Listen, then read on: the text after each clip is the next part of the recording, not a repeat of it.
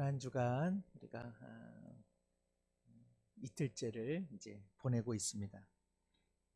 예수님께서는 자기를 미워하는 자가 영생하도록 보존되고 한 알에 밀알이 죽는 것 같이 내가 죽음으로 많은 열매가 있을 것이다 말씀하셨습니다.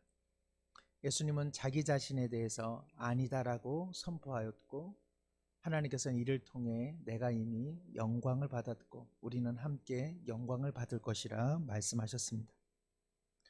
예수님께서는 희생 제물로 붉게 물든 기드론 시내를 겸허히 그리고 담대한 믿음으로 건너시면서 온 인류가 저지르고 있는 포악과 그리고 폭력 그리고 누군가를 탓하고 희생 제물 삼는 그 모든 것들을 다 멸하시고 자신이 하나님께 나가는 온전한 희생 제물이 되어 주셨습니다. 이를 행하신 까닭은 하나입니다. 하나님 아버지께서 자기에게 주신 생명을 하나도 잃어버리지 않기 위해 예수님 자신은 자신의 생명을 잃으신 것이죠. 이를 통해서 우리의 삶의 환난이나 곤고 핍박이나 그리고 과거의 상처 그리고 현재 그리고 장래의 그 어떤 일이 있다 할지라도 그리스도 예수 안에 있는 하나님의 사랑에서 우리를 끊을 자가 없는 줄로 믿습니다. 오늘 본문은 12절에 보니 군대와 천부장, 유대인의 아랫사람들, 성전 경비대 등등이 예수님을 결박하였습니다. 그리고 오늘 본문 24절에도 보면 안나스, 전임 대제사장인 안나스가 예수를 결박한 그대로 대제사장, 자신의 사위인 현직 가야바에게 예수님을 다시 인도합니다. 오늘 본문에 예수님은 결박당해 있습니다. 그러나 우리가 꼭 기억할 것은 예수님은 마지못해 이들에게 결박당해 있는 것 아니라는 사실이죠. 예수님은 이들에게 결박당하신 것이 아니라 스스로 하나님의 뜻에 결박당해 있다는 사실을 우리가 꼭 기억해야 합니다. 고난주간을 저도 할 수만 있다면 감정적으로, 감성적으로 눈물을 흘리면서, 그러나 그것이 중요한 것이 아니라 성경을 보는 눈이 띄어져야 되고, 복음서에서 예수님은 마지못해 끌려가는 그러한 예수님이 아니십니다. 다 두렵습니다. 오히려 예수님을 결박하려고 하는 대제사장과 로마와 그리고 유대의 종교 지도자, 더 나아가 빌라도까지 예수님 앞에서 다 벌벌 떨고 있습니다. 그런 그들에게 예수님은 오히려 저벅저벅 걸어나가고 있기 때문에 그들은 예수님이 두렵고 무서워서 예수님을 그들은 죽인 것이죠. 오늘 예수님은 스스로 하나님의 뜻에 결박되어 있는 것입니다. 십자가에 달려 죽음으로 아버지의 뜻을 이루기 위하여 예수님은 끊임없이 하나님의 뜻에 결박되어 있다는 사실을 꼭 기억하셔야 합니다. 그래서 앞으로도 성경을 읽으시고 복음서를 읽으실 때 누가 두려워하고 있는가, 누가 지금 공포에 질려 있는가를 꼭 봐야 됩니다. 예수님은 죽음과 그리고 자신의 잃어버리는 생명에 대해 육신을 갖고 있기 때문에 때때로는 우리가 경험하는 좌절이나 두려움을 때때로는 경험하셨지만 아니다 하시며 그 모든 것을 관통하고 계시기 때문에 그러합니다. 그림을 하나 조금 볼 수 있을까요? 예.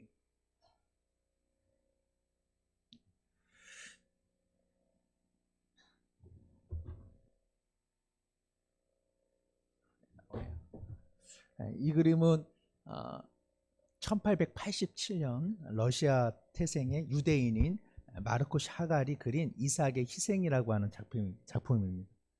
이삭이 어디에 있는지 아시겠죠? 네, 그렇죠. 중앙에 지금 아버지로 인해서 지금 결박당해 있는 상태이죠. 지금 천사의 손이 아브라함과 닿을 듯 말 듯 상당히 위태로운 순간입니다. 그리고 요 숲을 뒤에는 하나님께서 예비하신 작은 순양이 그려져 있고, 성경에는 기록되어 있지 않지만 마르코 샤갈은 그 아내 사라가 걱정스럽고 두려운 마음으로 지금 이 현장을 지켜보고 있습니다. 마르코 샤갈은 러시아 태생의 유대인이지만 소련의 그 공산혁명 그리고 1차, 2차, 양차 대전을 통해서 핍박받는 유대인의 삶이 무엇인지를 그는 뼈저리게 느낀 화가 중에 하나입니다. 이러한 위기의 순간을 그러나 이 마르코 샤갈은 이삭이 스스로 아버지와 하나님의 뜻에 결박되어 있는 것으로 표현하고 있습니다. 그것을 알 수 있는 것은 이 그림의 이 환한 노란색이 지금 이삭을 비춰주고 있기 때문에 그러합니다. 그러니까는 절망의 상황이 아니라 하나님과 아버지 뜻에 스스로를 결박시킨 이삭의 모습을 보여주고, 그러한 이삭의 모습은 장차 이루어질 예수님의 십자가의 모습으로 지금 형상화되고 있습니다. 여기에 보이실런지 모르겠지만 작은 아기를 품고 있는 여인은 마리아입니다. 마리아는 자신의 아들이 십자가를 치고 지금 골고다를 오르는 것을 보고 있습니다. 그럼에도 불구하고 이 그림이 소망을 갖는 이유는 이 십자가 위에 한 여인이 지금 춤을 추고 있는데, 이것은 다시 마르다가 부활의 소망 가운데 다시 기뻐하는 모습을 마르코 샤갈이 그려주고 있는 것이죠.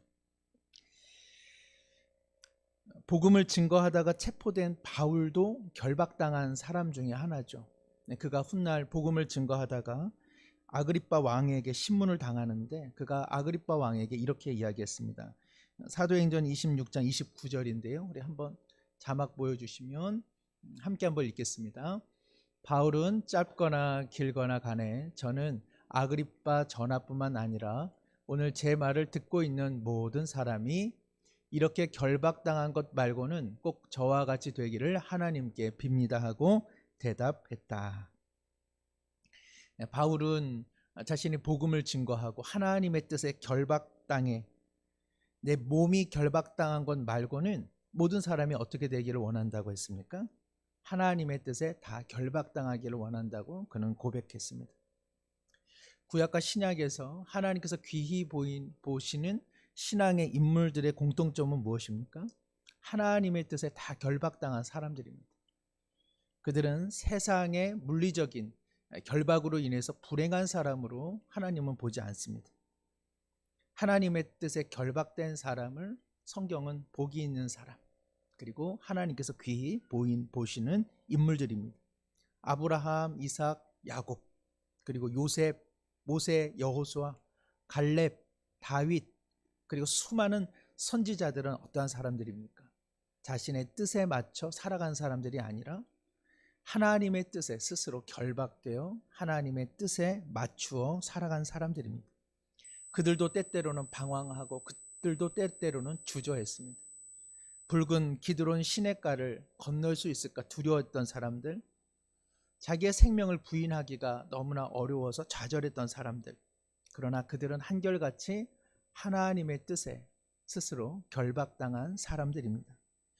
사랑하는 성도 여러분, 고난주간을 보내면서 우리는 스스로 질문해 보는 것이죠. 나라고 하는 인생은, 나의 생각은, 나의 관점은 세상에 결박되어 포로로 잡혀가 살아가고 있는 사람들인가?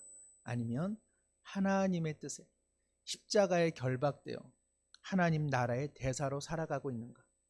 나는 세상에 포로되어서 세상에 포획되고 세상에 포박되어서 살아가고 있는 사람인가? 아니면 진실로 십자가의 뜻에 결박되어 살아가고 있는가? 예수님은 대제사장 또 바리새인들 종교주의자들의 뜻에 지금 포박당하고 결박당하신 것이 아니죠. 죽음으로 생명의 열매를 맺기 위해서 예수님 자신은 하나님의 뜻에 결박되어진 사실을 우리는 꼭 기억해야 됩니다. 고난주간을 보내면서 또 오늘 한날을 보내시면서 십자가를 묵상할 때 나는 어디에 결박되어 있는가?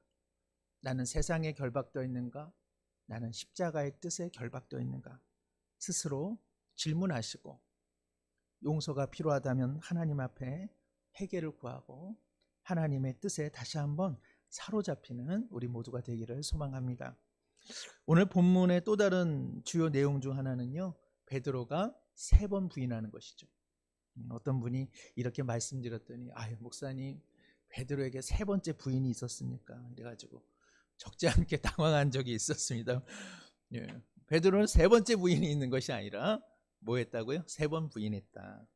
그러나 세 번 부인한 내용은 다음에 한번 또 말씀 나누기를 원하고, 오늘은 베드로가 부인한 내용보다 베드로와 예수님에게 질문한 사람들의 모습에 대해서 잠시 말씀드리고자 합니다.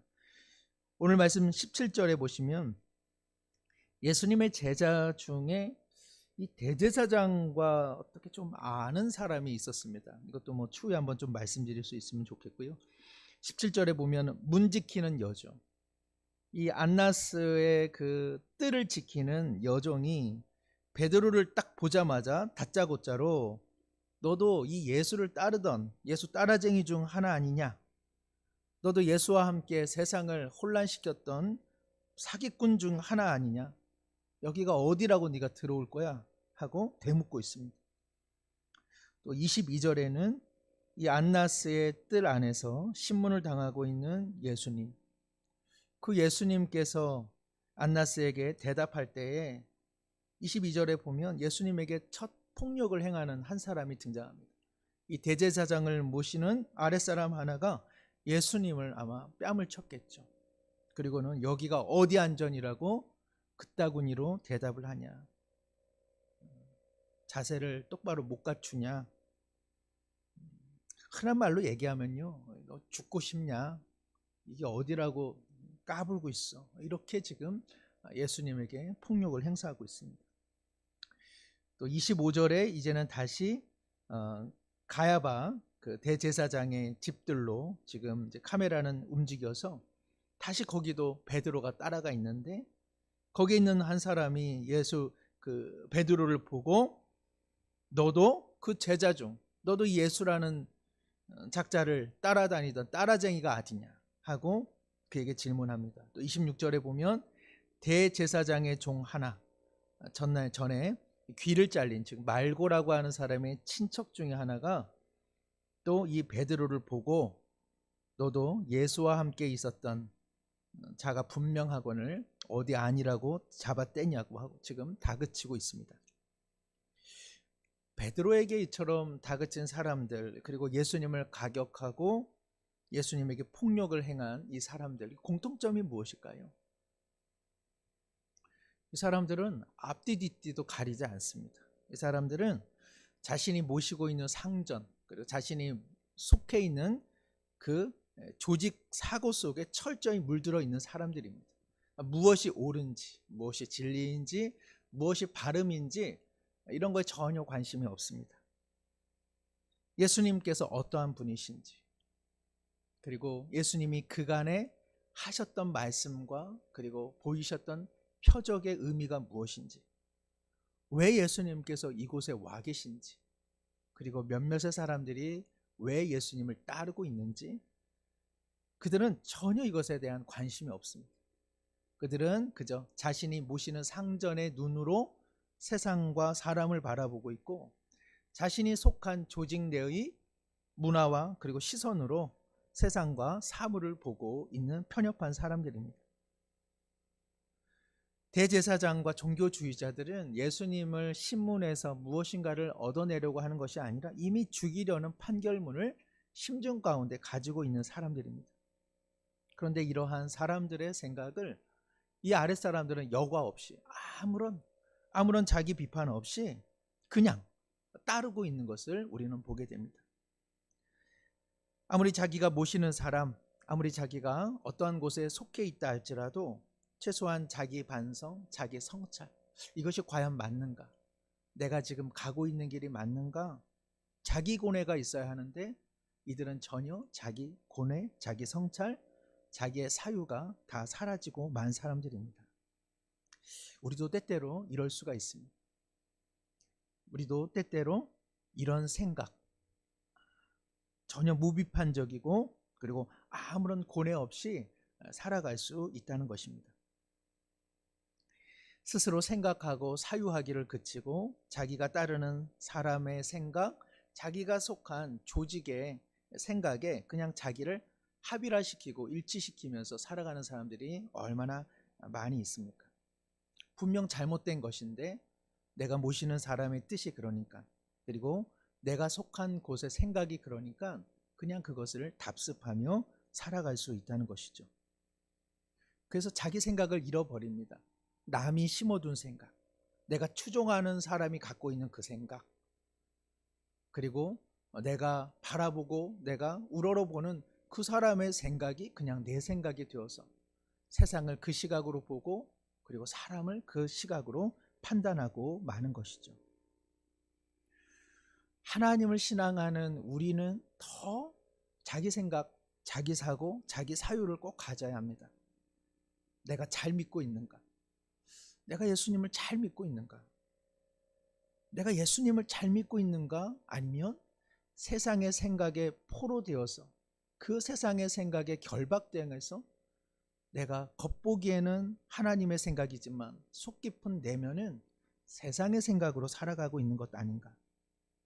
나는 하나님과 직면하여 마주하여 하나님의 뜻에 맞추어 살아가고 있는 것, 그런 삶을 살고 있는가? 아니면 나는 나도 모르게 이입되고 주입된 어떤 생각으로 신앙생활을 하고 있는가? 나는 진실로 성경에서 말하고 있는 관점으로 생각하고 말하고 사람들을 바라보고 있는가? 아니면 내가 했던, 내가 해왔던 내 경험치에서 생각하고 말하고 바라보고 있는가? 누군가가 덧칠해둔 생각, 아무 사유 없이 신앙생활을 하고 있는 것은 아닌가? 우리가 신앙생활을 하면서 끊임없이 되새겨 보아야 한다는 것입니다. 사랑하는 성도 여러분, 우리의 믿음 생활에 생각이 없으면, 사유가 없으면, 자기 반성과 고민이 없으면 신앙생활은 그냥 관성으로 그냥 해왔던 것 그냥 끝까지 흘러가고 마는 것이 될 뿐입니다. 제가 작년 말에 어떤 한 신앙 후배를 만난 적이 있는데 정말 20여 년이 흘렀는데도 그 동생이 하나도 변하지 않은 것을 보고 참 놀랐던 마음이 있었습니다. 근데 돌아오면서 참 제 마음이 답답했던 것은 내 모습도 그에게 하나도 변하지 않은, 만났을 때 하나도 변하지 않았어 라고 말할 때에 그것은 외모라든지 시간이 지났음에도 불구하고 여전히 친근하다라고 하는 표현이라면 참 좋지만 신앙의 모습, 생각의 모습, 사고의 지평이 하나도 달라지지 않아서 20년 전이나 30년 전이나 똑같은 사고, 똑같은 생각, 똑같은 사고의 지평에 있는 것은 아닌가 돌아오면서 제 마음이 조금 우울해졌었습니다. 오늘 본문에 등장하는 사람 중 단 한 사람이라도 베드로에게 당신이 예수를 그토록 따르는 이유가 무엇입니까? 라고 질문을 했다면 오늘 대제사장의 뜰 안에 있는 종교주의자들 중에 한 사람이라도 예수님, 당신이 하셨던 그 말 한마디만 제게 다시 들려주시길 원합니다라고 하는 그러한 한 목소리만 있었다면 여기에 모인 사람 중에 한두 사람이라도 구원의 은혜를 누리지 않았겠습니까? 사랑하는 성도 여러분, 세상에 포로되어 세상에 포박되어 살아갈 수는 없습니다. 하나님의 뜻에 결박되어 살아가기 위해서는 저절로 이루어지는 것이 아닙니다. 끊임없이 생각해야 되고 내가 잘 믿고 있는가? 내가 하나님의 관점, 내가 성경의 관점으로 내가 신앙생활을 하고 있는가? 아니면 누군가 덧칠하고 누군가 색칠하고 그리고 세상의 뜻에 포박되어 신앙생활을 하고 있는 것은 아닌가? 내가 속한 그룹 안의 생각이 내 생각이 되고 만 것은 아닌가?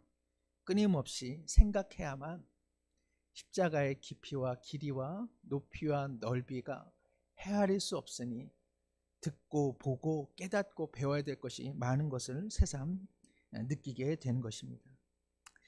우리 시간에 함께 찬양하고 기도할 때 주님, 세상의 생각, 누가 덧칠해둔 생각, 내가 추종하는 그 사람의 생각이 내 생각이 되지 않게 하시고 하나님의 뜻에 결박되어서 유앙겔리온, 오직 복음에 결박되어서 진정 십자가의 길이, 높이, 깊이, 그 넓이를 헤아리는 그러한 신앙의 지평이 확장되게 하여 주시옵소서.